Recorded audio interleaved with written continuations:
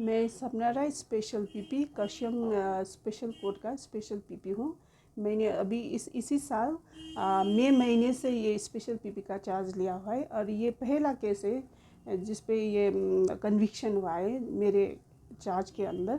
और ये केस एक रजीना शेख ने कंप्लेंट की हुई थी 27/4/2020 को उसके अपने पति यानी सेकेंड हस्बैंड के अगेंस्ट में कि जो उसका बेटी थी, अपनी बेटी थी, बेटी मतलब उसका सेकेंड हस्बैंड का स्टेप फादर हुआ, मतलब स्टेप डॉटर हुआ।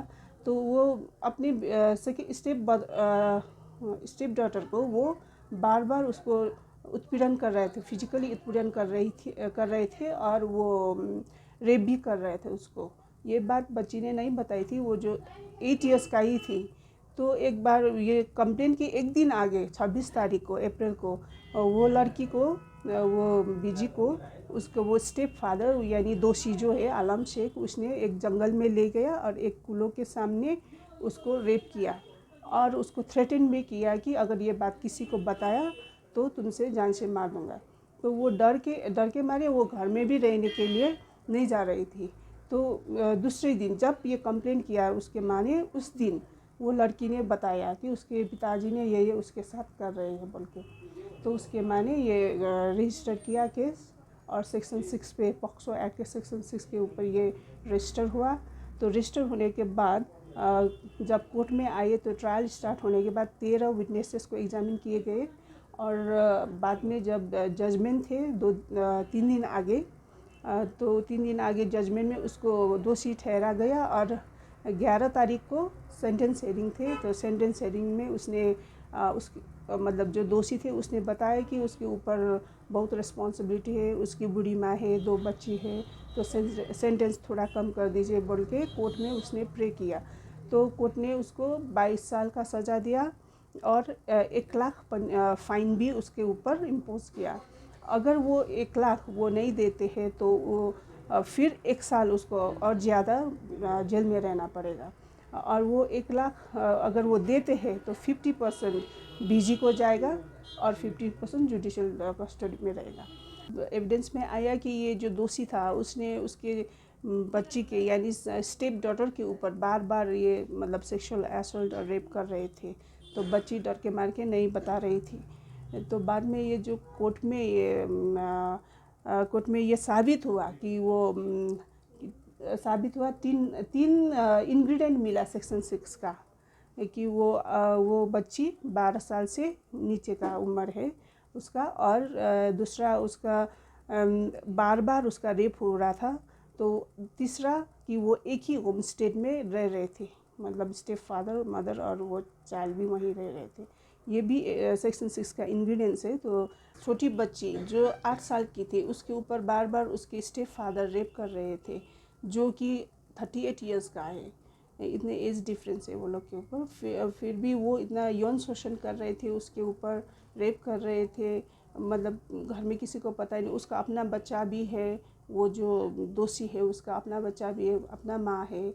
इसी आधार पर जज साहब ने थोड़ा कंसिडर करके 22 साल को दिया उसका सेंटेंस, 22 साल का दिया। और ये स्पेशल कोर्ट का जज साहब ने इसको 22 साल का उसको इम्प्रिजनमेंट, रिगोरस इम्प्रिजनमेंट सुनाया है और 1 लाख का फ़ाइन भी दिया हुआ है। इस 1 लाख में 50% बीजी को जाएगा और 50% जुडिशियल डिपार्टमेंट में रहेगा।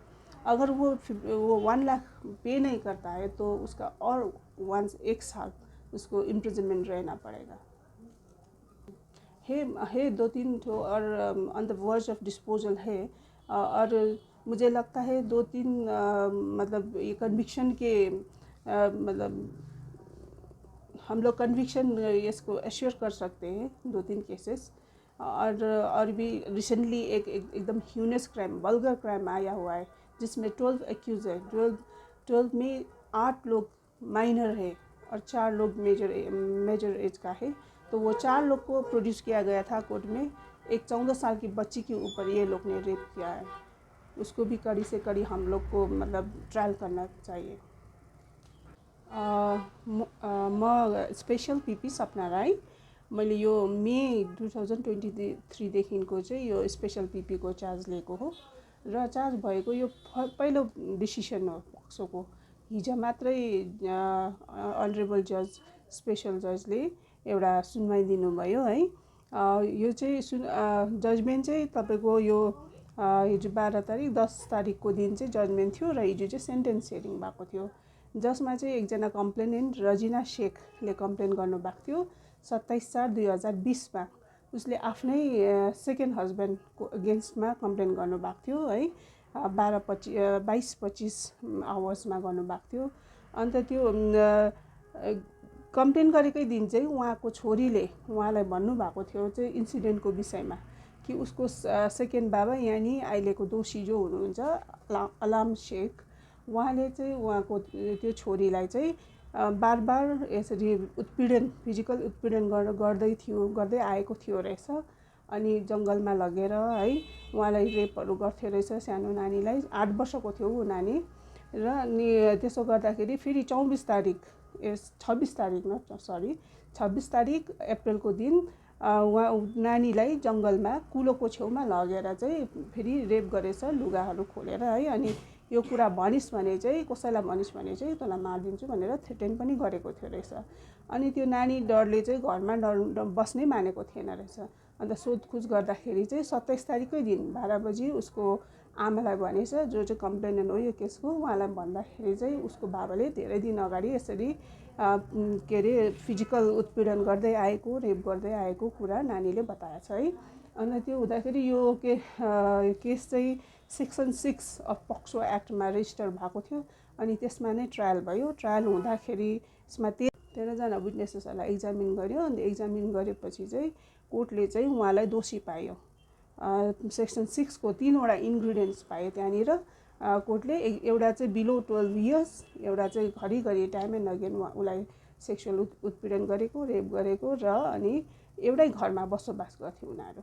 त्यो 3टा इन्ग्रिडियन्ट पायो र उसलाई सेक्सन 6 मा 22 वर्षको रिगरस इम्प्रिजनमेन्ट भएको छ। अनि 1 लाख फाइन पनि भएको छ।